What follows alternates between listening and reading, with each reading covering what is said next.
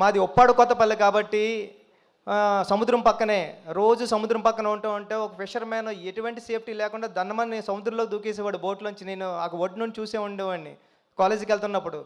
అరే ఈడు నేషనల్కి వెళ్తే ఒలింపిక్స్కి వెళ్తే మెడల్ తెస్తావాడు కదా అని ఫీల్ అయ్యేవాడిని నేను.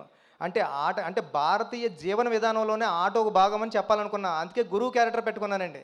అందుకే హీరో మూట మోసి గిరేస్తే అది కుస్తీ బాంగిడి పొట్టని, వాటర్ మోస్తే ఇంకొకటని, ఇలా ప్రతి ఆటలోని అంటే భారతీయ జీవన విధానంలోనే ఆట ఉందని చెప్పాలనుకుని చాలా ప్రయత్నం చేసామన్నమాట అండి ఈ కథ. అంటే అలవోకగా ఏదో నార్మల్గా చెప్పేద్దాం చెప్పేయచ్చండి, కమర్షియల్ ఫిల్మ్ చేసేయచ్చు. కానీ ఒక స్పోర్ట్స్ జోనర్లో అంటే అంటే ఇంకా చాలా విషయాలు అంటే ఒక మనిషికి ఒక వ్యవస్థకి గుర్తింపు ఎంత ఇంపార్టెంటో చెప్పాలనుకున్నామండి ఈ కథలో.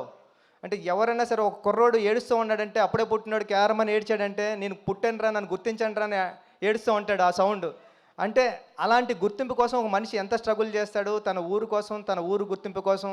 అలాంటి ఒక మంచి మాట చెప్పాలనుకున్నమాట అండి.